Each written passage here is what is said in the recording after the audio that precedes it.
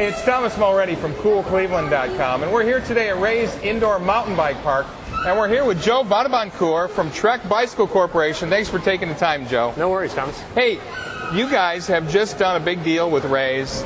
You basically bought them out, is what you did, right? I don't know if I bought them out. There's a long history, long story to that. Yeah. I started coming to Ray's maybe 5 years ago, and he and I met, and I was just here riding with my family and friends, and we became friends. Then he learned that I worked at Trek, and we carried on that friendship. So you came as a rider just first. As a you rider. Came as a fan. In fact, I came with my 2 daughters and my wife, who are also mountain bikers. We live in Wisconsin, and we drive over here because we live in the winter. And you drove all the way. Looking for and a we place see to a ride. lot of this. You see like 7 license plates from different states in the parking lot here. Yeah, absolutely.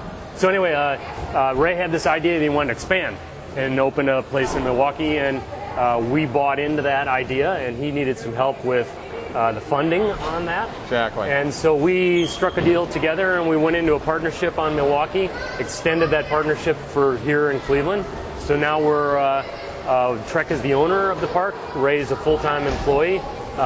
He's got a lot of backing behind him now, so this park is as good as it is because of Ray's history, but also because of Trek's involvement, and then we take that and expand that to a bunch of other places as well. So yeah, the idea being, Trek is a very global company, right? Right. Something like 60% of your bike sales outside the U.S.? Yeah, we sell bikes all over the world, all kinds of different bikes.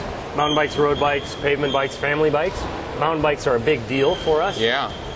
We sell about 60% of all of our bikes outside the USA. Wow. So mountain biking is big everywhere. It's big in the U.S., but it's big in the U.K., big in Northern Europe, big in Asia. Exactly. So the plan for these parks is in the cold weather climes when you can't ride in the winter. And I imagine you sell a lot of bikes in those places, and people, they really can't ride their bikes a lot. Dead right. Well, anybody who's in Cleveland knows that you got wintertime, and you got nothing you can do in the wintertime. Not with your bike. Not with your bike, at least. So, and if you really want to keep riding your bike, you need a place like this that you can do it.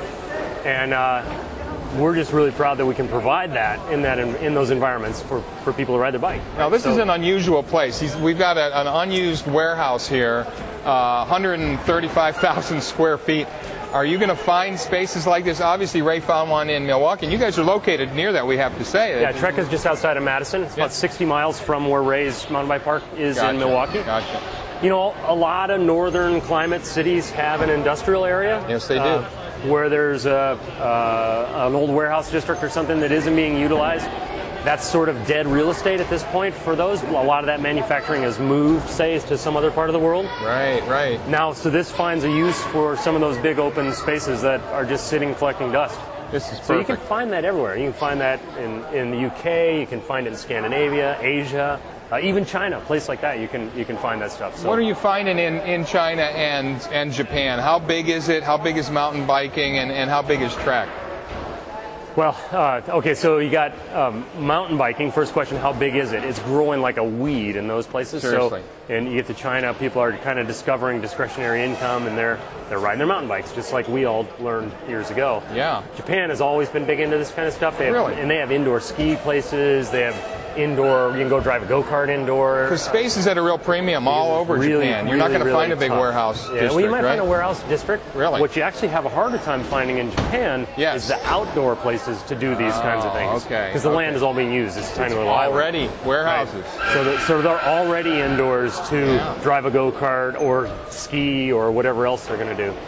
So we think this kind of thing might play in other places as well, not just in northern part of the U.S., in other words. So Joe, you are involved in all aspects, literally, of the bike production at Trek. You're in charge of product development. You're in charge of design, marketing. Where is the business going? I mean, are more and more people getting into these extreme sports? Not even extreme, but just it's becoming very mainstream in a lot of ways, isn't it? Yeah, I mean, it definitely is.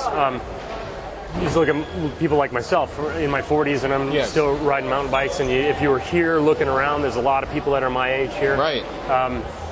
Things like cycling are at the forefront of how people are spending their recreation these days. It's hard to say you can afford big ski trips. It's hard to say you can afford a new boat, things like that. Right. But cycling, in the scheme of things, is fairly inexpensive. That's true. And it's participant, it's fitness, it's outdoors, it's healthy. You can do it nearby your home. People dig it no matter where they are. Right.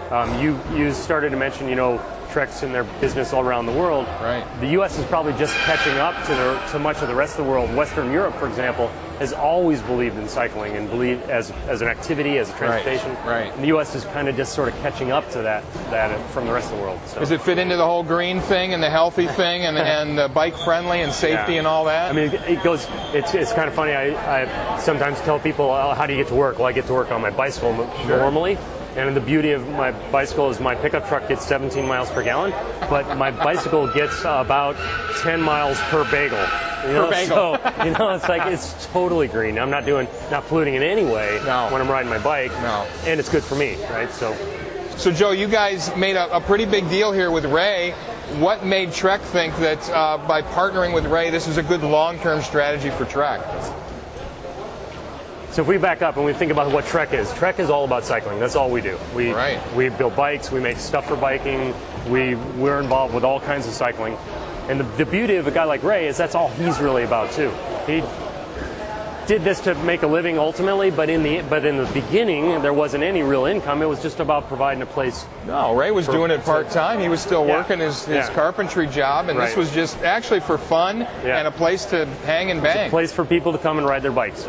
And so we're really into that. We give a lot of money to IMBA. We give a lot of money to Safe Routes to School, to bicycle advocacy programs. We just like building places and environments that people can use their bikes more often. Right. Our goal is more people that ride their bikes, the better the bike industry is, and the more happier we all are. So, it all fits in. That's what we're chasing. The bigger scheme of things. Yeah. Thanks for doing what you're doing here. Thanks for supporting the whole mountain bike scene. I'm sure we'll be seeing more of you. Spend more time in Cleveland. Next time you come, let us know. Love to. Thank you. Nice talking with you, Joe. Appreciate it, guys. Thank you. Yeah. Hey, it's Thomas Mulready from CoolCleveland.com. Have a great week in cool Cleveland.